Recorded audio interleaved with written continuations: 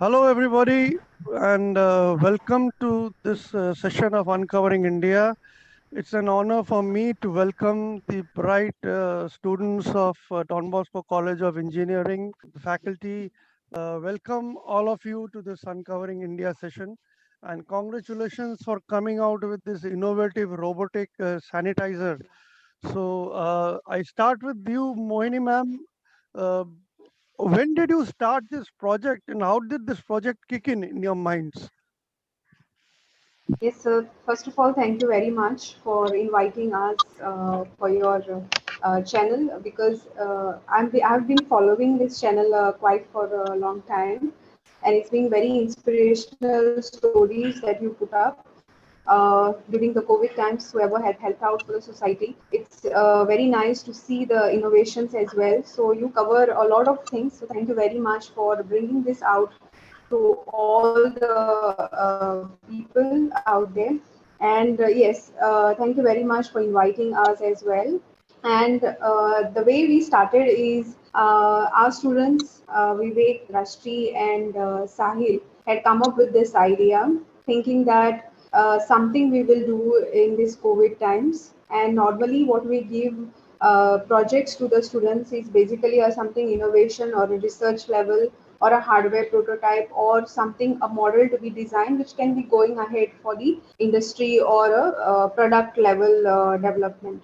So they have come up with this idea for something that can be helped in the society in these difficult times. So it was a very important for us, like what we can do, and thinking about the frontline workers where they usually go to those areas and they clean and they do by themselves. So which is very risky for every frontline worker who is doing this. So developing a something robot which will help the society, and also it will keep away the frontline workers who are working right at the at the COVID this at a distance. So this is how it area comes came into our mind, and we thought of doing this. So, Michelle ma'am, having an idea is fine, but then putting across the idea to come up with a some sort of an prototype is always a different challenge altogether. So, and you must have started all this project at the time when COVID had already kicked in and the lockdown was also in place. So, how did you guys manage to put the things together? How did you guys go about it? So the students have been really active in doing the work so far, and they have all of them have been very proactive, and they have done the work so well that we are really proud of them. In spite of all the problems that the components they came in a little late due to the lockdown and all that, they have really put in a lot of efforts in, and we are very happy that they have completed the project. By in the mid of March, their project, their prototype was complete. So yeah, they have really worked hard. So, when did you actually start the project? When did the work started? They started somewhere in August. The idea was already there in July, August. They actually started working on their project somewhere in August. And when did it get completed? By mid March, everything was done, sir. And by the time you completed it, again, lockdown had been again announced. So, doing all this, making the things, testing, and all this must have put a lot of obstacle in the path. Can you take us through the journey? I think Sir Vivek would brief us about that.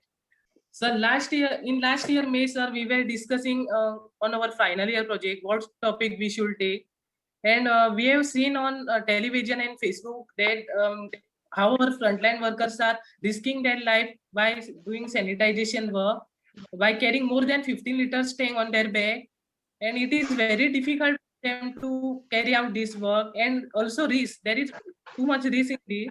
So we thought to do something for this our frontline heroes. And sir, we were seen many different types of IEEE papers, done lot of research, and also seen different types of articles on robot. There are robots, sir, but we have done both the sanitization method on our single robot, sir. Sahil, what were the challenges that you all encountered? Coming up with an idea is fine, but putting things together is a different ball game altogether. So, in terms of material availability, what you planned and what you got, and how did you still put the things together despite the material issues and everything? How did you put the things together? Good morning, sir. Yeah, there was a many issues where we were not getting any components from the market also. So we have decided to have one of the dealer in Margao called Mechatronics. He has helped us a lot. He has actually have a contact. So he has give us all the components which we were not able to get it from our local market. So he has helped us in a lot way. Then the rest, there was no meeting actually together in a college, as the college were all closed. So we were used to have all the discussions online, so that we can have all the issues to be sort out. And we have actually done it in a very useful time, sir. Drasti, your views about the project, what were the challenges? Just as Sahil just told us, like Vivek also said that material availability was an issue, the time constraint was there, and you guys were all scattered, not at one place due to the lockdown. Then how did you guys discuss the project, and how did you guys were making, who was doing what, and how did you guys put it together despite not being together? So challenges, first one would be like due to lockdown, we couldn't meet each other. But then what we did is that like we kept call, video calls, voice messages, and when a situation was under control, let's do 15 days. So robot chases, motor connections, and all. Second challenge. Drasti, just a second. Can you please repeat Availability because of your video? hardware and components. But again, Drasti, just a second. Can you please repeat because your voice is getting cut. Can you please repeat? Yes, sir. Yes. So the first challenge was due to lockdown time. We couldn't meet each other. But then we thought we have to try some other way. So we kept frequent conference calls, video calls, voice messages.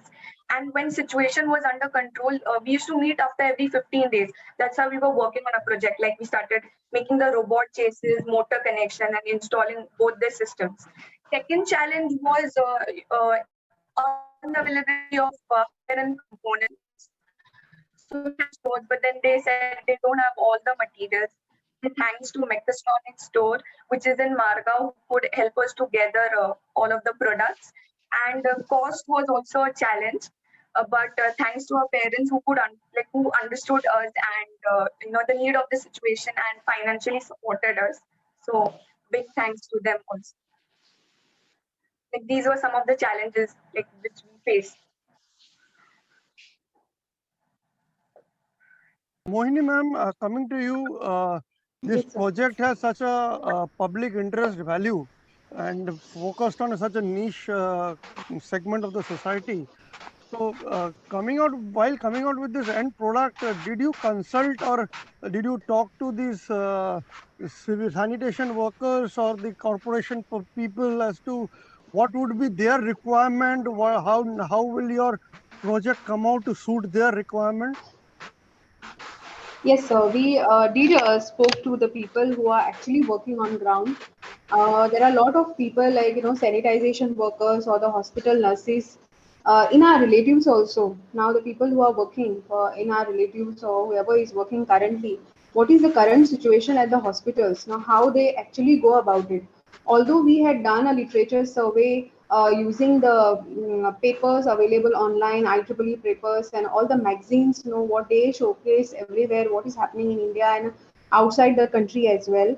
So we have seen that also, but also we spoke to the people who are actually working on the ground right now in Goa, in our state. So also they also said that no, personally they are doing it. There is nothing called as automation or nothing a robotic which is involved and nothing like that. It is available. It is there in many parts of the country. People are developing it now. But as on now today also people are actually doing it by themselves. So it is very risky for the people who are handling this situation. So we have spoken to them and that's how we came to know that no there is something a need of this at the right time now. So that is how we have gone about it, but also taking the views from the ground workers and also doing a literature survey of what has been done till today, why it is still not there, or if it is there why it is not commercialized till yet. So that also we have seen. And now the situation is such a way that in the last March 2020, the pandemic just approaching, and there was no way of putting up a robot or anything situation like that. So people were doing it by themselves manually. So that's how we done the ground survey also and the literature survey also of right from our country as well as the outside countries. And that's how we came to know there are two ways we can do this: develop a robot and which can be remotely handled by the people. So if there is a closed room, the robot will go inside and will sanitize everything, where the frontline workers are actually they're outside who are controlling it just via the remote. And also if you see the railway stations, people are actually using the sanitizer and wiping it off, or using the spray level methods, which is very dangerous for the frontline workers. So that also we have seen. And this robot not only works in the closed room, but also it works in the open areas, which can be easily handled by any person remotely.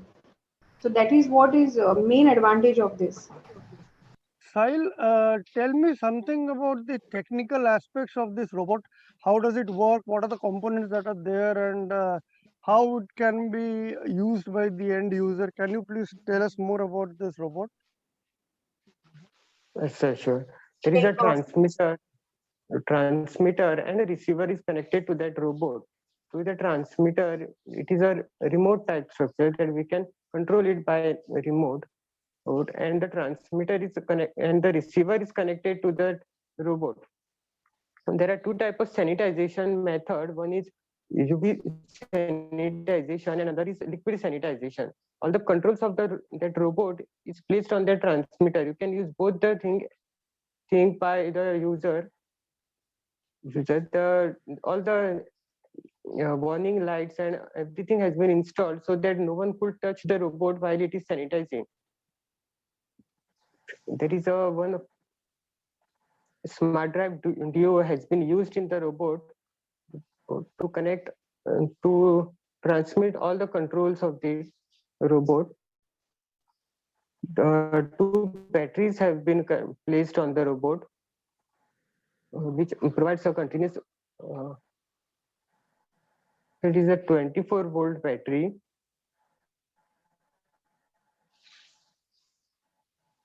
To the actual end users, the sanitation workers, have you given any demo to them? Have they seen how it functions? Any feedback from them? Yes, sir. So actually, we have showcased the entire project to the health minister as well as to our chief minister, and also the chief minister had said that we will showcase this to the health secretary. But then again, the pandemic started, and again lockdown happened, so that could not be done. So we are looking forward for that, and we will showcase this to the health secretary first, and then to the workers, frontline workers who are working, or maybe to train them. Also, this project is sponsored by DST Goa.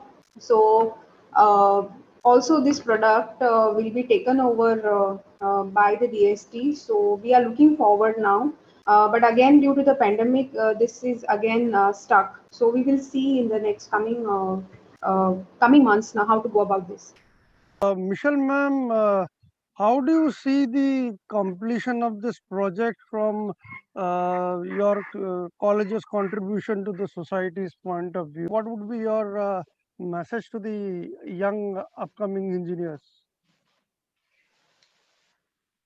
I feel that these students have actually taken into consideration their current scenario, the pandemic, and they have worked towards achieving something that we can give back to the society.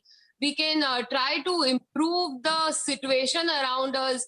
Using this robot, we can sanitize places which otherwise humans would manually have to do. So it becomes really time consuming, and also carrying heavy sanitizers with the human become they require a lot of manpower.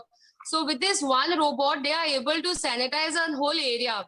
They have a big tank, so it becomes easier. Secondly, I also feel nowadays the youngsters, the students should look at the situation and do their project based on the situations or based on what is required, the need of the only then they will be able to contribute to the society. Rasti, you agree with it? You are a young student yourself who's been part of an innovative work. So, what would be your message to youngsters like you who are into engineering and want to do something? So, like, I would just say that, first of all, no matter what, y'all don't give up. Y'all keep trying, y'all keep experimenting, because that is the time when you get a feedback. Because even we, in fact, we actually saw like what was the current situation and what kind of like ongoing technologies. Vivek, your thoughts on it, considering that your innovation was a very simple object, looked very simple, but has a lot of effort in it and yet has got a lot of societal value. So, do you think innovation can be simple yet effective? Moini ma'am, any concluding remarks that you would like to give, any message that you would like to give to the community at large, to these engineering colleges, the students, as far as the value of the engineering community as such to the society, especially young upcoming engineers? Yes, so first of all, I would like to congratulate all the students who are working, for the benefit of the society. It's not only us, there are many various student branches all over India who are developing a lot of things. Like we have seen the low cost ventilators, we have seen the oximeters. People are working now, students are giving their contribution now. And also from the ideas, what they are receiving is what is happening currently and what kind of solution we can give to the society. So this thinking only will make the student innovative, because this is where we should focus on what is my problem statement and what solution I can give to the society. So it will be low cost also, it will be benefiting to our various society people, especially the frontline workers who are actually working right away on the ground. So yes, I believe that engineering graduates and engineering student can do a lot in the developing countries like India, and we can very well contribute to the society, provided if you have a mindset of problem solving. When you have a problem statement and you give your some inputs, how you can solve these problems which are there in the society, and it will help the country, overall country. And that ecosystem is also required to encourage that kind of innovation like you people have done. Yes, sir. And also, when we approach people, frontline workers, they also given their feedback.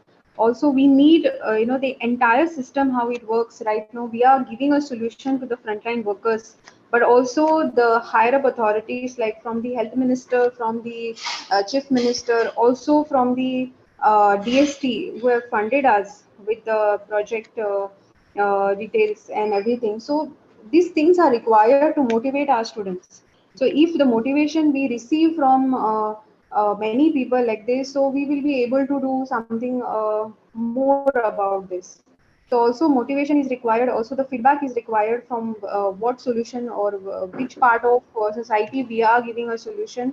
And also this entire system needs to be motivational, encouraging to the students who are coming up with this kind of ideas, and motivate them and encourage them. Like also today you have encouraged us with your channel, and because this is required. So encouraging students who are coming up with these ideas is required. So then only students will be able to do something more extra to the society.